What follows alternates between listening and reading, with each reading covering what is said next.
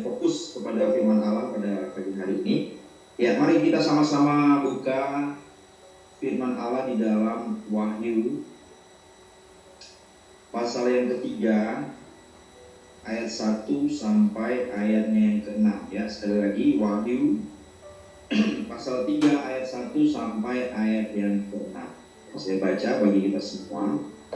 Kepada jemaat di Sardis.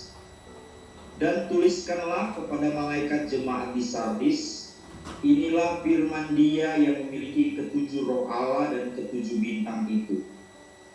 Aku tahu segala pekerjaanmu, engkau dikatakan hidup padahal engkau mati. Bangunlah dan kuatkanlah apa yang masih tinggal, yang sudah hampir mati. Sebab tidak ada satupun dari pekerjaanmu aku dapati sempurna di hadapan Allahku. Karena itu ingatlah bagaimana engkau telah menerima dan mendengarnya, turutilah itu dan bertobatlah. Karena jikalau engkau tidak berjaga-jaga, aku akan datang seperti pencuri dan engkau tidak tahu pada waktu manakah aku tiba-tiba datang kepadamu. Tetapi di Sardis ada beberapa orang yang tidak mencemarkan pakaiannya. Mereka akan berjalan dengan aku dalam pakaian putih, karena mereka adalah layak untuk itu. Barang siapa menang, ia akan dikenakan pakaian putih yang demikian. Aku tidak akan menghapus namanya dari kitab kehidupan, melainkan aku akan mengaku namanya di hadapan Bapakku dan di hadapan para malaikatnya. Siapa bertelinga hendaklah ia mendengarkan apa yang dikatakan Roh kepada jemaat. Ya, puji Tuhan, kita sudah membaca satu bagian firman Tuhan ya di dalam Wahyu ya pasal 3 ini, saudara. Seperti yang kita ketahui, ada surat kepada 7 jemaat yang ada pada saat itu penerima mula-mula dari kitab Wahyu, di mana berisi pujian dan bahkan teguran ya kepada jemaat-jemaat yang ada pada saat itu. Saudaraku yang dikasih oleh Tuhan, ada satu bagian yang menarik di sini, dan saya mengambil satu kesimpulan untuk tema firman Tuhan pada pagi hari ini, hidup tapi mati. Ya, hidup tapi mati.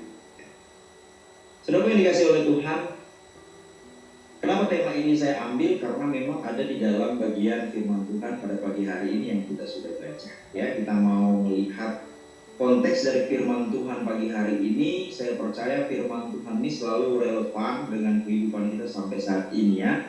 Karena firman Allah ya adalah firman yang hidup ya sampai kapanpun, saudara ya, dari keturunan bahkan sampai selama-lamanya. Firman Allah itu adalah firman yang hidup, yang akan mengingatkan kita terus, yang akan menasihati kita, yang akan membimbing jalan kehidupan kita.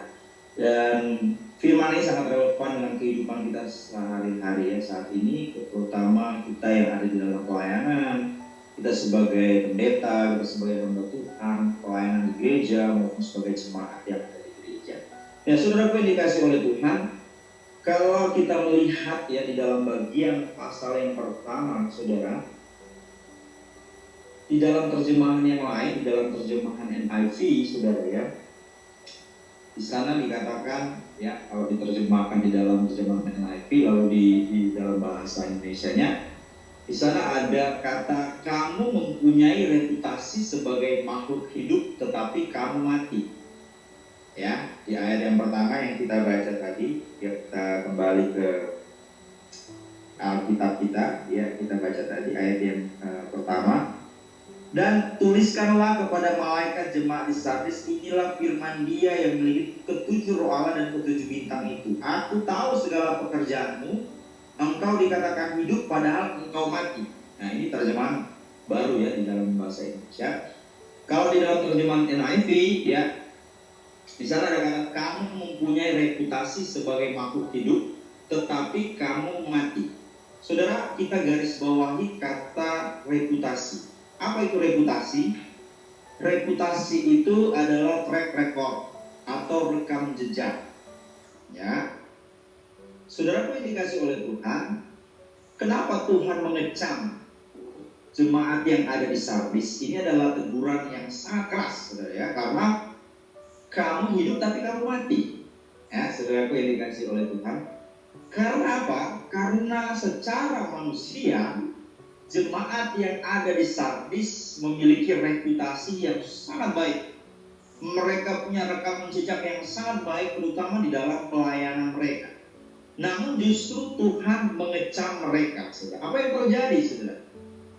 Karena di mata manusia, mereka memiliki rekam jejak yang baik atau reputasi yang baik, nama baik mereka begitu luar biasa, namun tidak demikian di mata Tuhan. Sehingga Tuhan menegur mereka secara keras. Ya, saudaraku yang dikasihi oleh Tuhan, Alkitab memberikan penjelasan mengapa Yesus menegur mereka dengan tegas dan begitu keras. Ya, kalau kita lihat di dalam ayat yang kedua, ya, kita melihat di situ pasal 3 ayat yang kedua, di sana dikatakan bangunlah dan kuatkanlah apa yang masih tinggal yang sudah hampir mati. Ya, yang sudah hampir mati. Artinya apa? Posisi mereka benar-benar mengenaskan, saudara. Ya, di mata Tuhan, hidup mereka, kerohanian mereka ini sudah mati, saudara ya. Sebab tidak satupun dari pekerjaanmu aku dapati sempurna di hadapan Allahku. Mereka memiliki reputasi yang perfect, sempurna di mata manusia. Pelayanan mereka excellent, ya, terbaik. Mereka disanjung, mereka melakukan pelayanan yang spektakuler, saudara ya. Di dalam gereja mereka begitu aktif, mereka melayani dengan luar biasa. Tetapi saudaraku yang dikasihi oleh Tuhan, Tuhan katakan, aku dapati tidak satupun dari pekerjaanmu yang sempurna di mataku. Saudara, kalau kita berbicara tentang kata sempurna, sempurna itu memiliki arti utuh dan lengkap, ya, atau tidak bercacat dan bercela. Lengkap, komplit, selesai dengan sebaik-baiknya, itu kata sempurna, saudara. Dan itu yang sebenarnya Tuhan mau di dalam kehidupan kita sebagai orang yang percaya, saudara ya. Jangan sampai kita itu kelihatan perfect pelayanan kita di mata manusia, tapi di mata Tuhan sebenarnya kita ini tidak memiliki pelayanan yang utuh, pelayanan yang lengkap, pelayanan yang tidak bercacat dan bercela. Saudara yang dikasih oleh Tuhan. Nah, Bapak Ibu yang dikasih oleh Tuhan, Allah mencela mereka karena apa? Mereka sangat menjaga reputasi di mata manusia. Ya, kelihatannya hebat, kelihatannya wow, tapi justru di hadapan Tuhan mereka tidak punya reputasi yang baik. Ya, artinya pelayanan mereka itu hanya sekedar apa? Pelayanan yang menyenangkan hati manusia, bukan pelayanan yang menyenangkan hati Tuhan. Kalau saya membaca di dalam komentari, saudara, pulpit komentari mengatakan seperti ini, saudara ya. Gereja di Sardis ini adalah sebuah gereja yang tenggelam dalam kematian rohani. Ya, gereja di Sardis adalah sebuah gereja, menurut saya kutip ini ya, saya kutip dari pulpit komentari. Gereja di Sardis, saya ulangi, merupakan sebuah gereja yang tenggelam dalam kematian rohani. Artinya mereka kelihatan hidup, pelayanan mereka kelihatan wow, ya, mereka melakukan pelayanan yang luar biasa, tetapi sebenarnya mereka sedang tenggelam dalam kematian rohani. Ya, mereka adalah gereja yang bertumbuh dalam hal jumlah atau kuantitas. Di Sardis pemimpin-pemimpin mereka yang hebat-hebat dalam hal khotbah luar biasa, benar. Jemaat mereka luar biasa, mereka memiliki fasilitas yang luar biasa, yang terlibat di dalam pelayanan orang-orang yang profesional, ya. Pokoknya di mata manusia gereja mereka ini benar-benar perfect, saudara ya. Mereka melakukan pelayanan-pelayanan yang luar biasa. Namun Tuhan mencela mereka. Bahkan Tuhan menyuruh mereka untuk bertobat. Ya, di dalam Wahyu pasal 3 ayat 3 di sana Tuhan menyuruh mereka untuk bertobat.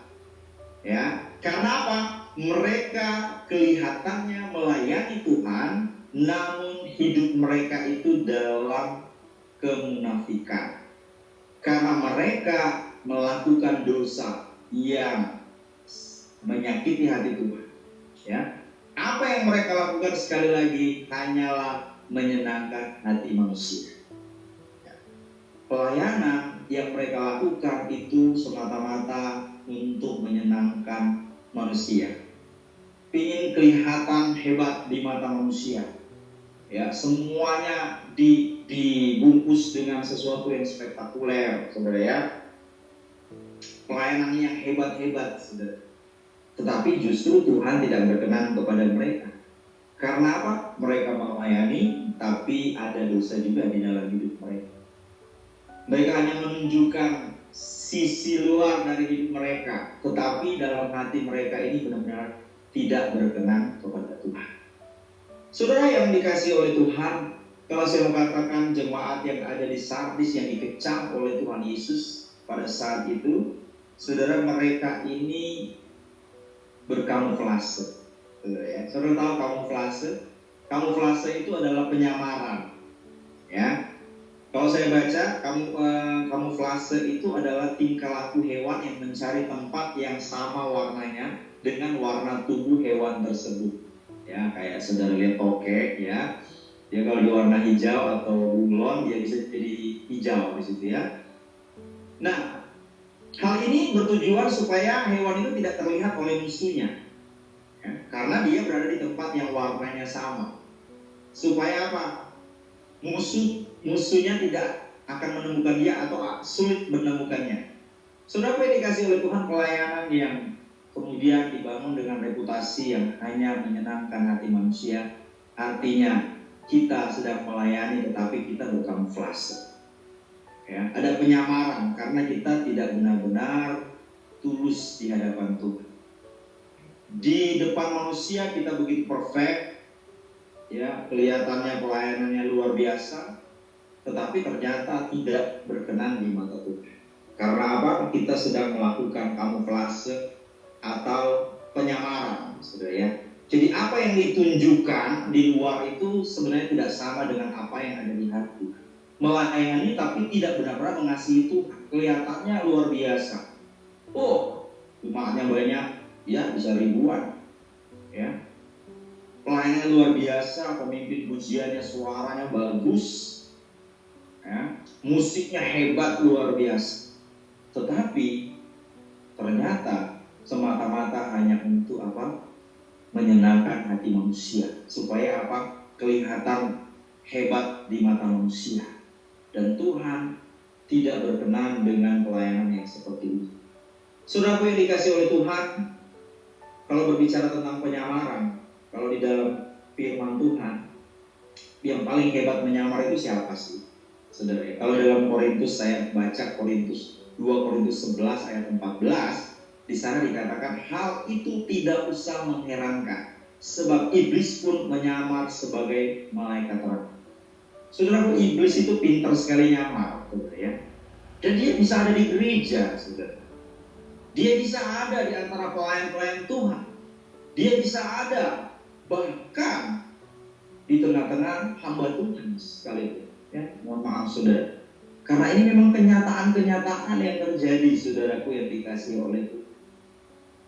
Dalam gereja, di perkumpulan orang percaya, ya, dia bisa menyamar di situ, dia bisa merusak di situ, saudara ya, membuat manusia kelihatannya rohani di mata manusia, kelihatannya melayani dengan luar biasa, tapi ternyata dia sedang menyamar, saudara ya.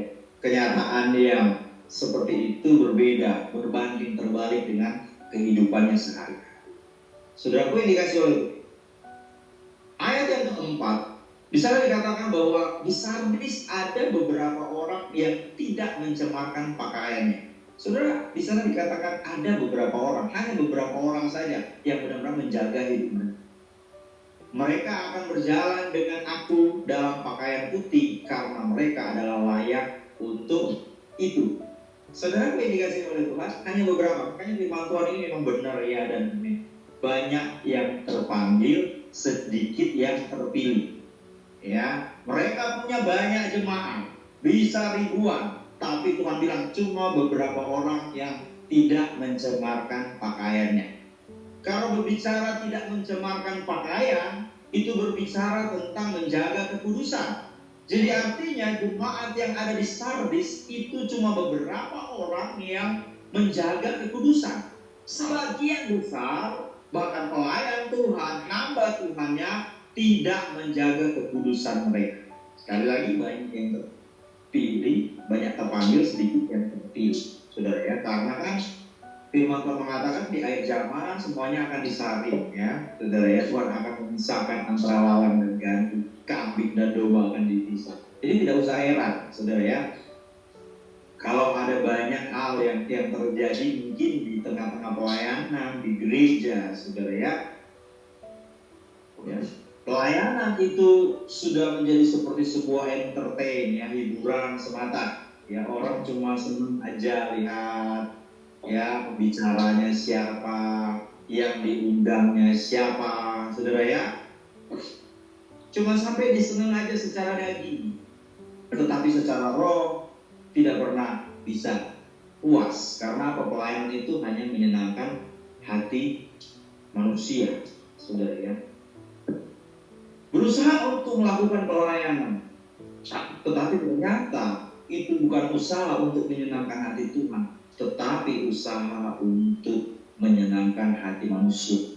Sehingga Tuhan mengatakan cuma beberapa orang yang tidak cemar pakaiannya, mereka akan berjalan dengan aku dalam pakaian putih. Ya, makanya saudaraku yang dikasih oleh Tuhan, saya senang sekali dengan satu pujian. Mengikut Yesus keputusanku, mengikut Yesus keputusanku. Ku tak ingkar, walau sendiri ku ikut Yesus. Walau sendiri ku ikut Yesus.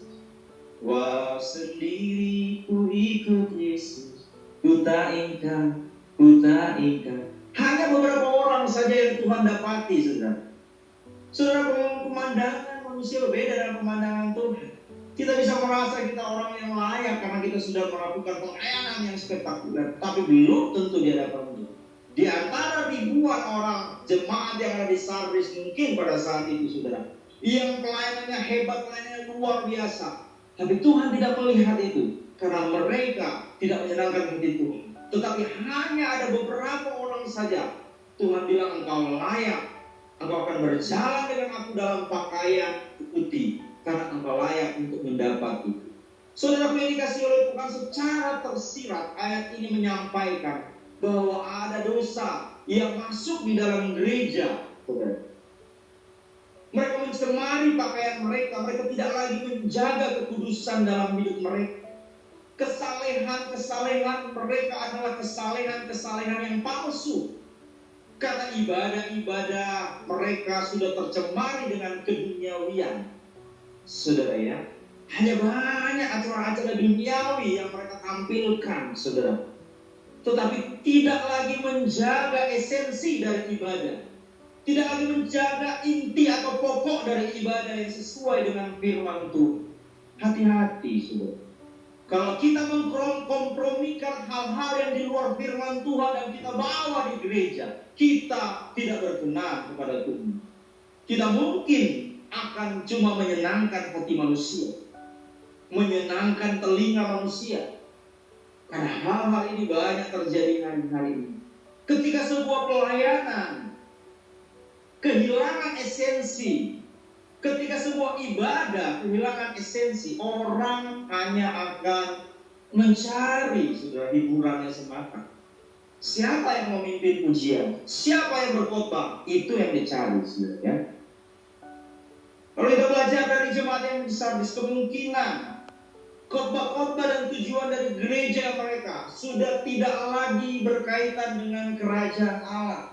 Karena firman Tuhan selalu menekankan tentang kerajaan Allah, carilah dahulu kerajaan Allah. Itu sudah sangat jarang dibicarakan di gereja mungkin sampai hari ini, dan itu terjadi di jemaat-jemaat yang ada di gereja yang ada di Sardis, ya.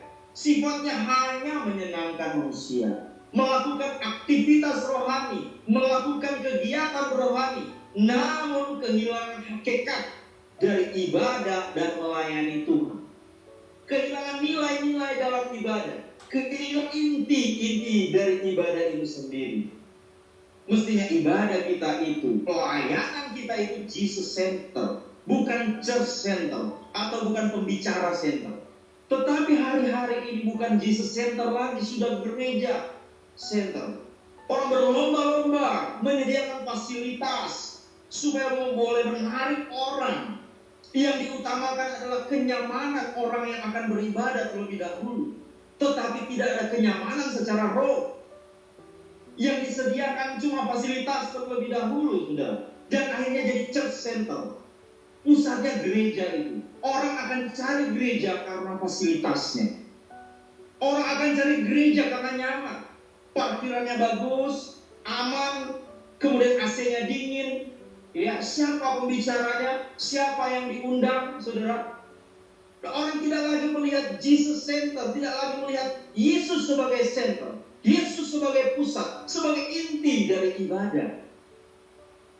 Orang tidak lagi mencari Yesus, orang hanya mencari hiburan.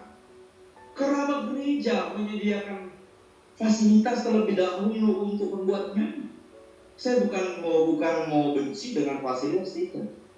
Saya bukan melarang untuk fasilitas. Tetapi saudaraku yang dikasih oleh Tuhan, tujuan daripada jemaat-jemaat yang mungkin kita gembala, yang mungkin kita bina kerohanian mereka, kita bawa mereka dulu kepada Kristus. Kita bawa mereka untuk apa? Untuk menerima berita kabar baik bahwa mereka sudah diselamatkan. Dan mereka harus menjadikan Yesus sebagai pusat. Dan mereka tidak mencari hal-hal yang lain. Pengkhotbah, saudara. Seolah-olah kalau bukan satu pengkhotbah yang diundang, itu gereja tidak akan penuh. Kalau yang lain yang diundang, gereja akan sepi. Saudara. Sehingga apa? Yang ditampilkan hanyalah pendetanya, saudara. Bukan profil Yesusnya, tapi profil pendetanya yang ditampilkan. Orang ibadah hanya cari pendeta. Orang ibadah hanya cari karunia dari pendeta itu. Mereka tidak lagi cari Yesus. Mohon maaf, ada orang ikut Zoom cuma cari pendeta, tapi tidak benar-benar mencari Tuhan. Ini realita yang terjadi dan saya tidak omong doang, ya, karena saya melihat di dalam pelayanan seperti itu, saudara. Banyak orang cuma mau mencari profil dari pendeta, mau mencari kenyamanan di dalam ibadah. Sehingga apa? Inilah yang dikecam oleh Tuhan. Mereka kelihatan berkenan, oke, mereka ibadah, mereka melayani, tetapi hati mereka benar-benar tidak menyenangkan hati Tuhan. Ibadah-ibadah sudah tercemari dengan hal-hal duniawi. Ya. Ibadah-ibadah sudah tidak lagi menjadikan Yesus sebagai pusat dari segala sesuatu. Orang-orang tidak lagi ada di dalam gereja dan menangis, menyesali perbuatan dosa mereka dan mereka bertobat. Yang ada hanya mereka datang, dapat hiburan, mereka pulang. Ya, sudah seperti itu hal-hal yang terjadi sekarang. Sehingga tidak ada perubahan karakter ketika mereka di gereja, saja kehidupan mereka tidak ada perubahan. Karena di dalam gereja sudah tidak lagi menemukan inti dari ibadah itu sendiri. Jadi hanya berputar di seputar ketakutan, kekhawatiran, kepahitan. Saya berkata kepada jemaat saya, yang saya layani, berapapun jumlah mereka sedikit, tapi saya bilang, hari ini kita tidak lagi memikirkan, kita tidak lagi ada di level kepahitan, kebencian. Hari ini sudah akhir zaman. Yang kita pikirkan, saya mati mau masuk mana? Hari ini itu yang kita pikirkan. Bukan lagi kepahitan, bukan lagi tentang sesuatu yang saudara, yang menyenangkan hati manusia. Pelayanan-pelayanan seperti itu, saudara, kepahitan, kebencian, atau masalah-masalah yang terjadi. Mikir, hari ini saya mati mau masuk mana? Itu yang dipikirkan hari-hari ini, karena Tuhan Yesus sudah mau datang, saudara. Sudah sangat dekat. Sehingga saudara yang dikasih oleh Tuhan, keadaan jemaat di Sardis ini benar-benar gawat di mata Tuhan. Sangat-sangat gawat, saudara, ya. Sehingga Tuhan menyerukan kepada mereka untuk bertobat. Kalau mereka tidak bertobat, maka mereka akan menerima murka Tuhan. Sehingga benarlah adanya di dalam firman Tuhan, kata Tuhan, aku sudah bernubuat demi namamu, aku sudah melakukan mujizat, aku sudah menyembuhkan orang sakit, orang mati bisa bangkit, tapi Tuhan, aku tidak mengenal engkau. Karena apa? Orang-orang yang melayani hanya menyenangkan hati manusia.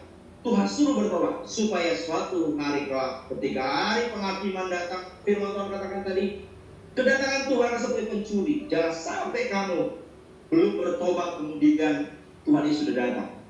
Karena orang-orang yang melayani hanya menyenangkan hati manusia, mereka akan menerima murka Tuhan. Sehingga Tuhan mengingatkan mereka di dalam firman Tuhan yang kita baca pada hari ini. Saudara, apa yang dikasih oleh Tuhan? Kita harus berubah.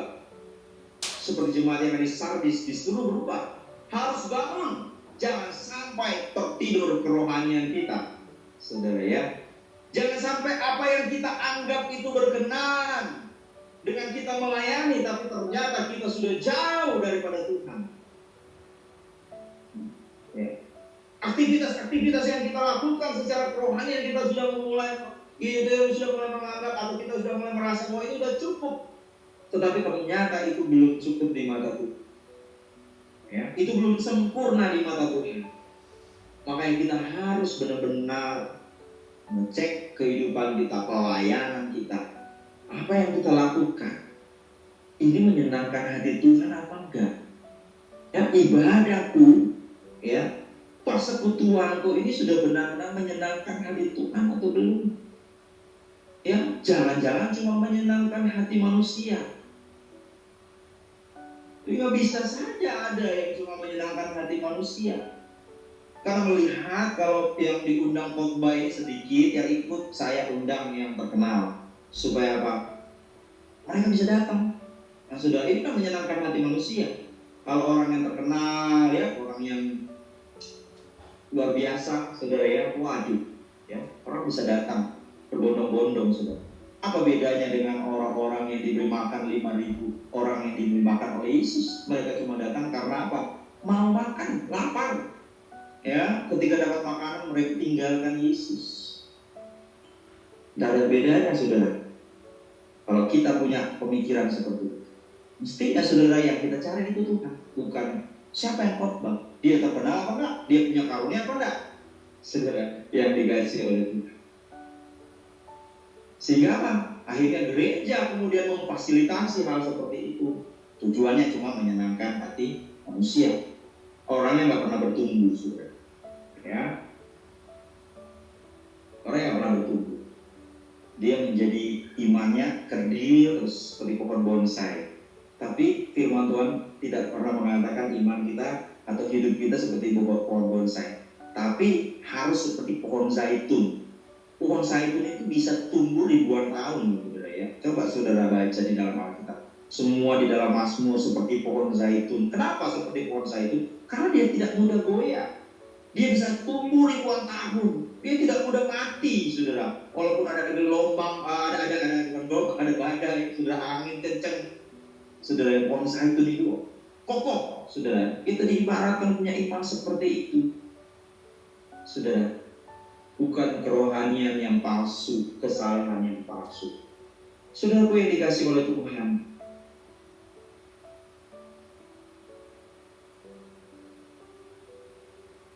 tapi sama seperti orang yang memakai pakaian putih, dia itu harus jaga-jaga. Saudara kalau pakai pakaian putih, saudara akan jaga baju saudara ya, benar? Apalagi ibu-ibu ya, pakai baju putih. Kalau kita makan kita jaga supaya apa? Pakaian kita ini nggak kena noda, ya. Karena kalau sudah kena noda sedikit, ya jadi jelek pakaian putih itu, karena akan kelihatan sekali, saudara ya. Makanya Tuhan mengatakan, orang yang tidak mencemari pakaiannya, dia mengenakan pakaian putih, ya, sebagai suatu penggambaran bahwa hidup kita ini kita harus jaga seperti pakaian putih itu, ya. Jadi jangan mencemari, jangan ada noda. Pakaian putih itu kita harus jaga. Pakaian kita, pakaian kerohanian kita di gereja, dimanapun di masyarakat, jangan sampai pakaian putih itu tercemar. Harus dijaga benar-benar pakaian putih itu supaya tidak tercemar. Ya, saudara yang dikasih oleh Tuhan, hidup itu memang harus berjaga-jaga. Ya, mereka jemaat di Sardis setia dalam gereja, ya, tetapi mereka kurang setia kepada Tuhan. Ya, setia di dalam gereja, itu belum tentu setia kepada Tuhan. Karena bisa jadi orang setia di dalam gereja ada unsur-unsur yang lain, ada motivasi-motivasi yang lain, motivasi-motivasi yang terselubung. Makanya firman Tuhan tidak pernah menyatakan bahwa orang-orang yang akan diselamatkan orang-orang yang benar-benar kelihatannya melakukan aktivitas pelayanan rohani yang luar biasa. Tadi aja saya sudah sampaikan, orang sudah bernubuat sekalipun membangkitkan orang mati, itu pun Tuhan tolak. Karena apa? Ternyata hati mereka tidak berkenan kepada Tuhan. Tuhan berjanji bahwa mereka yang akan berjalan dengan Tuhan, yang akan menerima keselamatan adalah orang-orang yang akan berjalan dengan Aku dalam pakaian putih, menjaga kekudusan. Sekali lagi, pakaian putih itu, kekudusan itu tidak tercemari.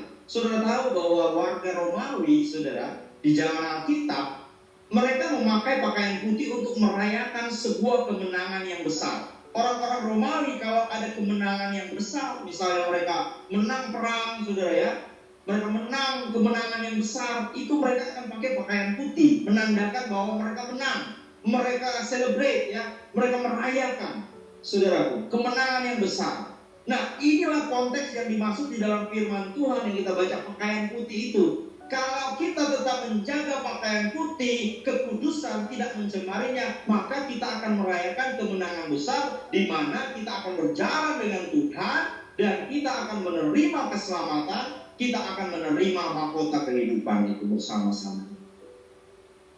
Karena firman Tuhan menjanjikan pakaian putih kepada barang siapa yang menang. Pakaian putih adalah pakaian kemenangan kita yang ada pada pagi hari. Jadi mari saudara, biarlah kita memiliki reputasi yang baik di mata manusia, kita juga harus memiliki reputasi yang baik di mata Tuhan. Amin. Jangan kita jaga nama baik di hadapan manusia, tapi nama baik di hadapan Tuhan tercoreng. Ya, jangan sampai kita dikatakan hidup tapi mati, tapi kita dikatakan hidup atau reputasi kita baik di mata manusia dan juga di mata Tuhan. Amin. Dan Tuhan menyertai kita semua sampai pada kesudahan. Ayo kita sama-sama berubah, kita sama-sama bertobat, saudara ya.